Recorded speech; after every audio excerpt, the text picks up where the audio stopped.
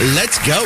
LA riots, they're ramping back up. They're getting it going for a fourth day in a row. Hey, can we make it 5? So things are escalating on both sides. It looks like, if I had to guess, it's hard to tell by looking at a TV shot here, but there may be 10,000 people in the street right now. They're blocking off 2 different sections from a helicopter I shot that said live on it on CNN. Fox News is over here reporting 500 Marines are being mobilized for the LA riots. CNN saying 700 Marines are being mobilized in response to the LA protest. Oh, yeah, it's not a riot, y'all. It's just a protest.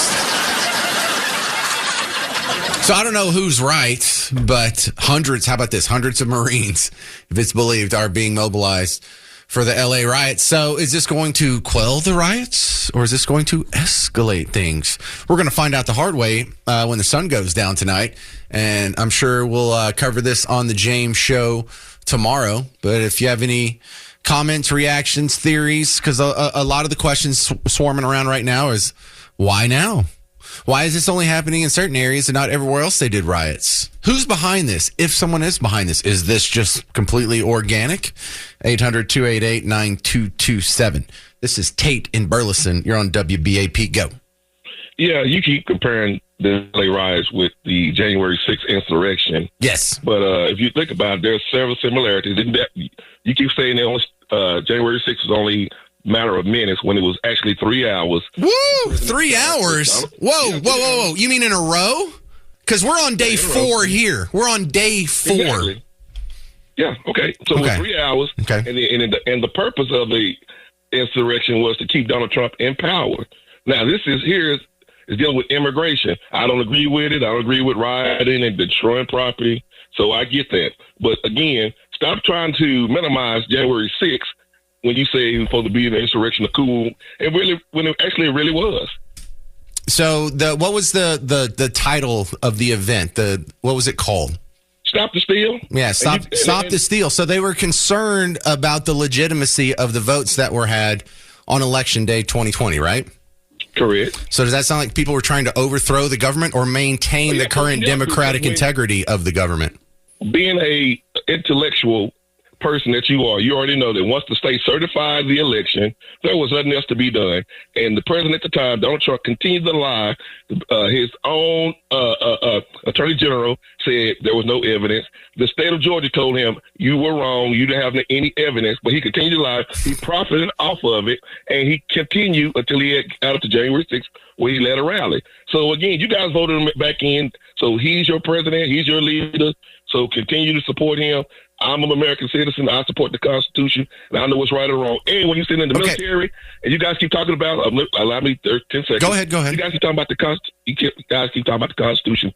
The founding fathers warned against using the military force against civilian population. Totally agree.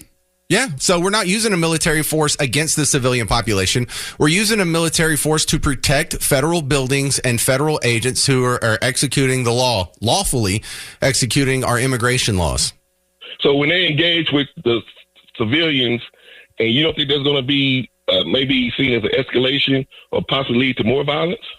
I would be against it if they initiated the use of force against the civilians. However, if civilians are blocking the ICE agents from doing their job, that's a felony.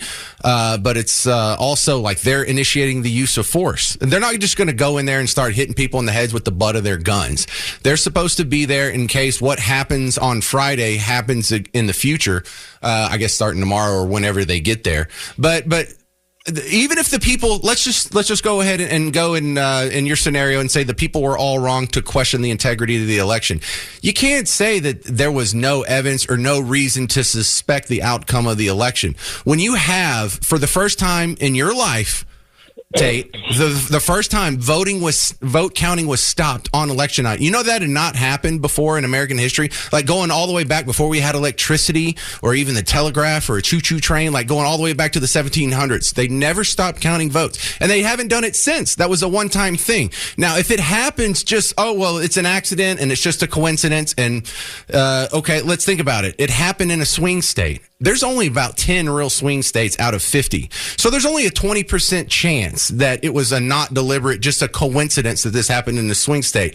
Now, if it happens in 5 swing states, now it's a 20% chance it's legit if it's one swing state. There's a 20% chance that just if you by a flip of a coin, it would be in a swing state. Now, if you do it for 2 swing states, it's 20% of 20%. So now we're down to 4%. Then now if it's 3 swing states, it's less than 1%. If it's 4 swing states, it's less than 0.5%. When you get down to 5 swing states, the likelihood that it's not deliberate, it's just a coincidence, is like 0.04%. Which means there's a 99.96% chance there was something deliberate happening there, and it wasn't a coincidence. Okay, that sounds like some Scott Steiner math, but let me say this.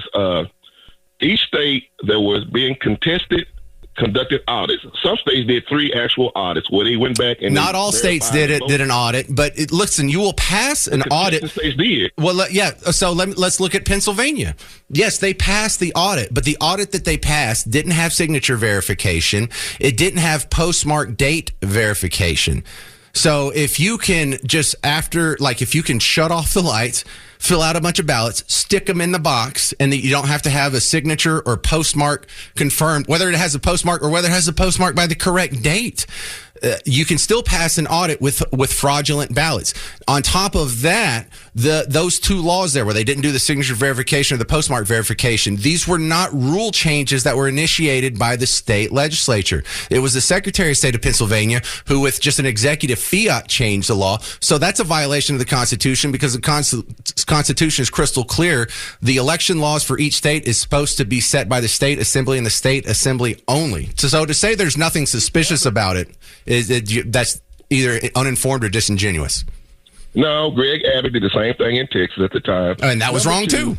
Okay, so number 2, when Trump lawyer Eastland went to Pennsylvania, he filed a court claim. Wait, hang on. Don't just start saying the next thing. Can you go ahead and grant me a little bit of the ideological battlefield that there are some people, if they were suspicious of the election in 2020, they had reason to be suspicious? I don't have any problem with people being suspicious, filing court lawsuits. It's been done before. It was done under Gore. He lost. He conceded. The guy who's the president right now refused to concede even to today. And again, Eastland went to Pennsylvania courts. He filed a motion. The court heard his case. The court said, "Do you have any evidence?" And he said, "No, I don't have any evidence." Therefore, he lost. And that happened time after time after time. Was anything set on fire on January 6th? No, but someone lost their lives. Dude, clearly this is worse. You're fun to talk to, but I'm sorry, I'm just out of time. But clearly this is worse. People are throwing bricks at moving cop cars. People are setting things on fire. A guy has already died, and 4 days in a row. And they didn't leave after 3 hours when they were politely asked. We had to bring in the National Guard and now the Marines to disperse these people. To compare the two, it's fun. It's fun to have the discussion because you're going to lose every time, Tate. And it'll be interesting to see now that we have the National Guard in there. Some Marines are being deployed. They're only like 2 hours away by car. Is it going to escalate tonight? 800-288-9227. 800-288-9227. Say hello to Rick in Fort Worth. Go.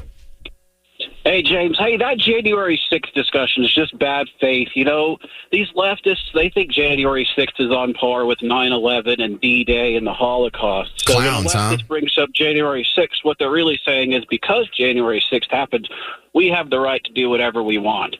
And you saw it with the thing in Boulder. You saw it with the assassinations of the Israeli guys in D.C. You see it with every riot. It's like, well, you know, January 6th is the justification for everything. Well, I was in talk radio before January 6th happened. And so what I see January 6th through the eyes of our neighbors here is the fact that it resolves a cognitive dissonance that they have in their head because they know when they turn on the TV and they see people rioting and there's cars on fire, it's someone who votes like them. It's someone on their team. It's someone who has their worldview. It's one of them. And so it's kind of obvious if you're a dispassionate third-party observer to be like, well, we know who the bad guys are and who the good guys are. The Team Red never sets cars on fire. Team Red doesn't set buildings on fire. They don't throw bricks at moving cop cars. And so it's pretty obvious who the bad guys are, but no one wants to look at this and be like, oh yeah, clearly I'm on the same team as the bad guys. So you have to do this equivalency, this both sides things. Well, both sides do it. It's just extremists on most of I'm with the people in the middle who aren't so crazy like that. But when you get out to the fringes on both sides, that's where you get the violent, crazy rioters. No, it's all 100% on your side, pal. Not yours, but I mean. I don't even blame them. I blame the politicians and media journalists that should know better that are enabling them. I blame 100% this is on Karen Bass and Gavin Newsom.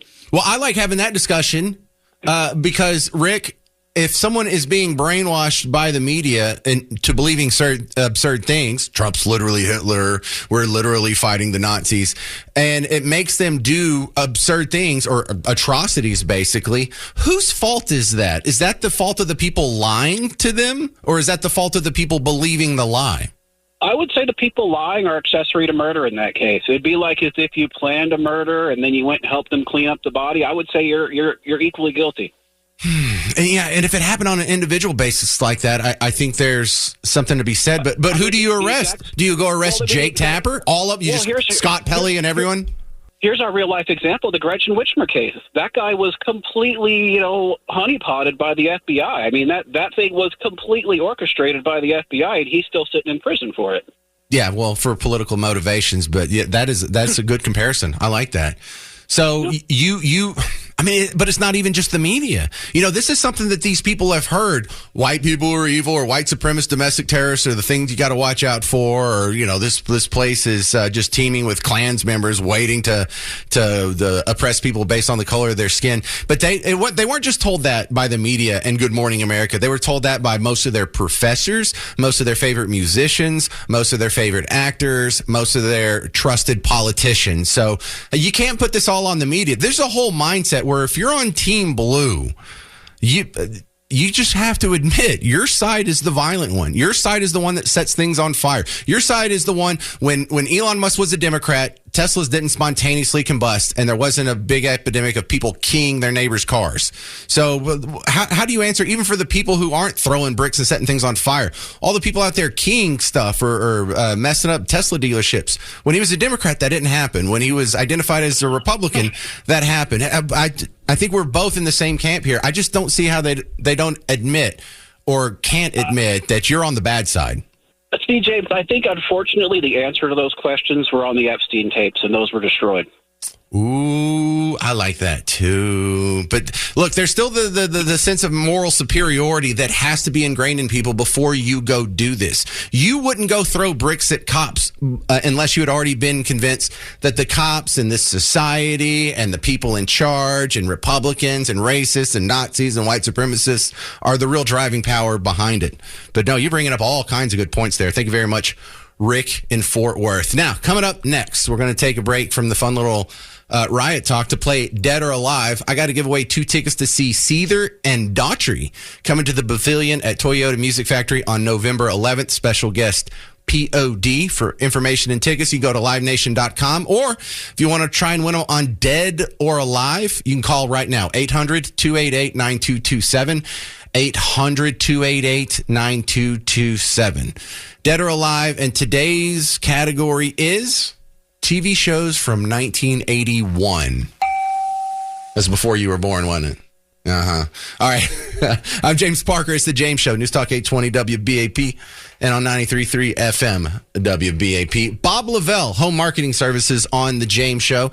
Now, listen, you're a man about town who has been an established figure in DFW, North Texas for 30 years now. And not only do you help people get in houses or sell their house, you also do a lot for charity. And we should probably talk about that more, Bob. Well, that's something we don't usually talk about at all. I mean, our slogan is like helping the homeless one renter at a time. I remember years ago someone made a bad comment about me, like being mean to renters, and they missed the point. But every time we sell a house, we do try to help in our choices through homeless shelters.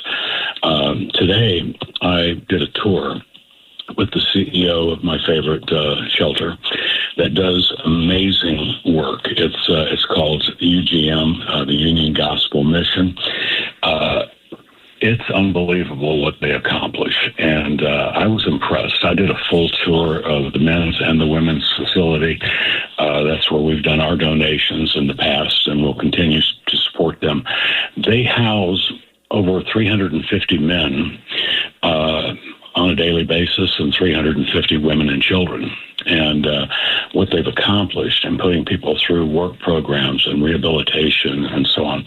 I have not gone in and done a tour. Bruce Butler, he's the CEO there, has been asking me for a long time, and today I decided I'm going to make the time to do it. His cohort and assistant and doing all this good stuff, Mike, and Patrice, who runs the women's and children's shelter. They have schools there. They do all of these things, and if there was ever a place that could use help from the outside, this is one of the best facilities I've ever seen. And I just wanted to say that because the people that listen to your show, they're able to go out and get a home, many of them, and we do that for many of them. But very few of them see this side of it. And if they ever want to take a tour, call, set it up, look at it, and see where your money's going. You're a good man. Bob Lavelle, Home Marketing Services. If you want to help him help other people, and you're going to get a house anyway, call 972-392-9595, 972-392-9595. You can go to blessyourheart.com or call Bob Lavelle, 972-392-9595. Thanks again, Bob. Thank you, James. So we got a special thing going on here where if you want to win tickets to see Seether, Daughtry, and POD, they're going to be at the Pavilion at Toyota Music Factory on November 11th. Now, I'm about to give away 2 tickets right now on Dead or Alive. But this is another one of the shows that we have a contest going for that you could text to win. Live Nation gives us some more tickets for contests like this. Text the word broken to 800-288-9227 for your chance to win a pair of tickets. And for you people on hold that don't win today, you can go ahead and text broken to 800-288-9227 for your chance to win a pair of tickets if you don't get it right now. But for now, we got to give 2 away, and we do that with our game show, Dead or Alive.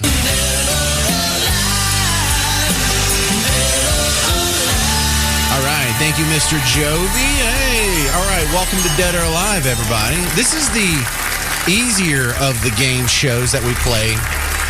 And in this one, I'm going to give you 10 celebrities, and you got to tell me if they're dead or alive. So it's like a 50-50 shot for all of these. Now, today's category is super important. TV shows from 1981. How confident are you in your knowledge of TV shows from 1981?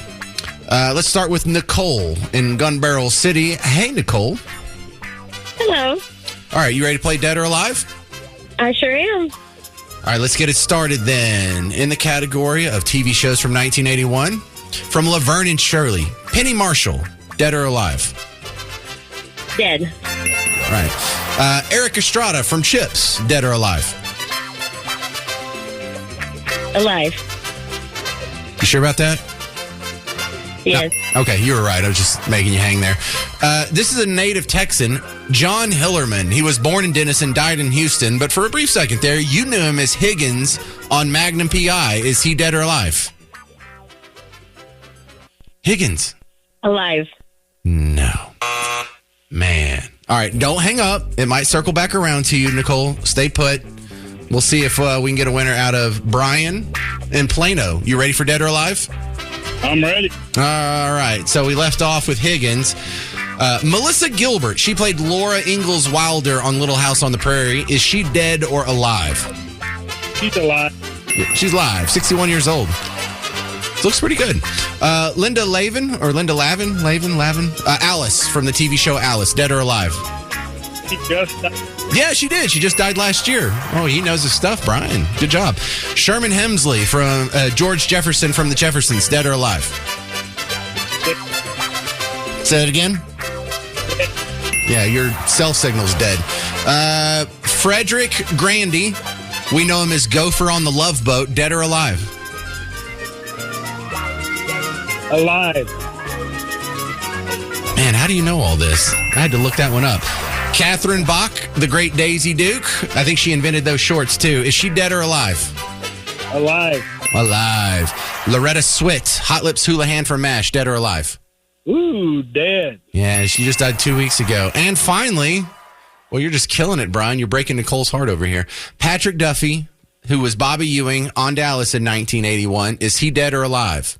He's alive. Hey! Brian's good at this. Did you watch a lot of TV in 1981? Oh, yeah. That's all we could do back then. Well, are you still interested in seeing Seether, Daughtry, and POD? Yeah, I'll go take a look at them. Heck yeah. All right. Well, you're the big winner, Brian. I'm going to put you on hold.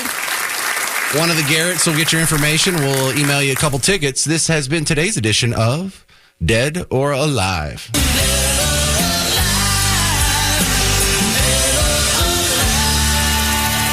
All right, so for everyone else who wants tickets, including you, Nicole, in Gun Barrel City, you can have another chance to win tickets with our contest. Text the word BROKEN to 800-288-9227. That'll get you in the hopper, and we randomly choose a couple of people to get the rest of the tickets that go unclaimed. So, BROKEN. Text the word BROKEN to 800-288-9227, and everybody gets a chance to win. Coming back, we're going to laugh at some of the ways the media has been beclowning themselves in the coverage of the LA riots on The James Show. I'm James Parker, News Talk 820 WBAP, now on FM at 93.3. Now, let me stop down and talk to some of you homeowners here, because we just had more terrible storms this weekend, and we're not done. We're expecting some more storms tonight. If you're in the sound of my voice, I think the majority of people are going to get some bad rain and some bad wind, if not hail, again this season. Your roof has taken an absolute beating in 2025. So if you're not already seeing signs that your roof is leaking, but you've been through it, you want to call Blue Ribbon Roofing and get your free inspection. I did it. I did it 2 weeks ago, and it really is as easy as it sounds. And you know how much I had to pay for it? $0. John comes out, he got up on my roof, looked around for a good 10, 15 minutes, took a bunch of pictures, came down and ran over some stuff with me. Now, my roof isn't pristine, but then we had the conversation, if you like to get this little thing patched here, it wouldn't cost that much. But if I needed a whole new roof, which is really the worst case scenario, I know what you're worried about. You're worried about covering the deductible. And really, that might be all you have to worry about, because they can help you with the insurance process. The insurance company is going to try and slow roll you. They're going to try and give you like the adjusted value of the depreciated roof based on its age, or say you only qualify for $25,000. But they know how to work with the insurance company. They know the numbers to call and the people whose ear to chew on to get you as much as possible from the insurance company. And you know what? Isn't that nice that you don't even have to deal with that? They'll take care of that for you. So go to BlueRibbonDFW.com.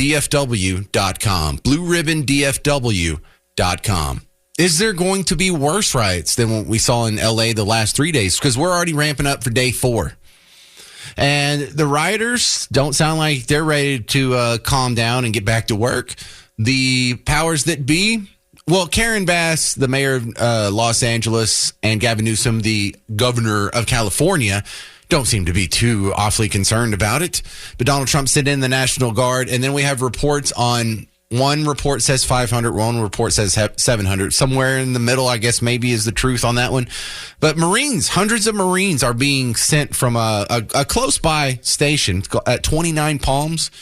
So I looked it up. It's a little more than a 2-hour drive. I don't know. They probably have bad traffic, so maybe an 18-hour drive. But it's 120 miles away from Los Angeles. So if they've already been deployed today, they'll be there by tonight. And their mission, though, isn't some law enforcement capacity. They're not going to be arresting people. They're there solely to protect federal buildings and federal agents who are executing their duties. So we may have more fun to talk about tomorrow, or people may come to their senses and kind of calm down. Another thing we're going to be looking at for tomorrow's show is, how is the media going to cover this?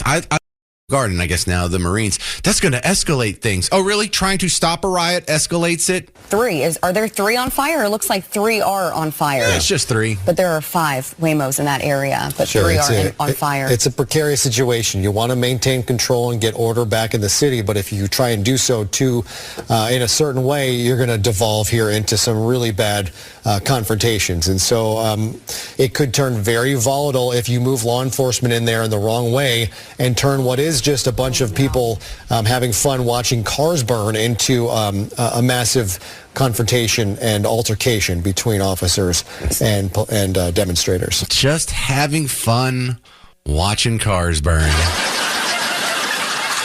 Man, what level of 1984? What page in the book of 1984 are we on? Because you can see with your own eyes that this is not just some rally. This is not just some protest. Because what would you say is the definition of a riot? When people get hurt? When there's violence? When things catch on fire? When multiple cars are set on fire? How about when people are throwing bricks at cop cars while they're going down the road, hitting them in the windshield? How about when nice rally goers who are just having fun burning cars surround a federal building and ICE agents have to get outside help to get themselves out of the building? At what level will they call it what it is? It is a dangerous, violent, destructive riot. And I don't think this is an insurrection. I don't think they're trying to overthrow the government and replace it with something else. I don't think January 6th was an insurrection either, but this is definitely closer than January 6th was. And then you also have some other, a chance for other people who notice, hey, there's a lot of attention that's being focused here. And who thrives off attention? Politicians. They love it. So this is great for Gavin Newsom. He gets to be on TV this week where he wasn't on TV last week until this happened. Karen Bass, same story. But Maxine Waters was getting in on the fun. Constituents, you're grandstanding. No one wants to shoot you. No one's going to shoot you. No one cares about shooting you or whether or not you're there. You're not a big enough fish to even bother shooting. What good would that do anybody? I just love this fantasy, though, that they're laying it all on the line. What's this here? Yeah. You can hear with your own ears that you've never read the book. This is from Corey over here on YouTube. Okay, so let's review 1984 real quick. We can see with our own eyes that cars are on fire, and this is not a mostly peaceful protest. What are the three slogans of Ingsoc? From where Winston stood, it was just possible to read, picked out on its white face in elegant lettering, the three slogans of the party. War is peace, freedom is slavery, ignorance is strength. And thousands of people throwing bricks, destroying property, setting buildings on fire, setting cars on fire, setting dumpsters on fire, beating cops. That's not a riot. Don't believe your own eyes. In fact, that was their last commandment. Don't believe your own ears and eyes. Believe the party. You have to believe what you're told, not what you see with your own eyes. Did anything catch fire on January 6th? I didn't even see anyone light a cigarette on January 6th. So, yeah, take that. And also, this is closer to insurrection than January 6th. What exact government do you think they're taking over? Well, they're attacking the cops, and they're trying to stop the government from executing the legal laws of the country, the immigration laws. So, yeah, when they're trying to stop the government from doing its business, that's probably a little closer than the insurrection than the 3-hour loitering through Statuary Hall that we saw on January 6th. That's going to do it for the James Show. Come back. We'll do more riot fun tomorrow. Mark Levin's coming up next. I'm James Parker. It's News Talk 820, 93.3 FM, WBAP.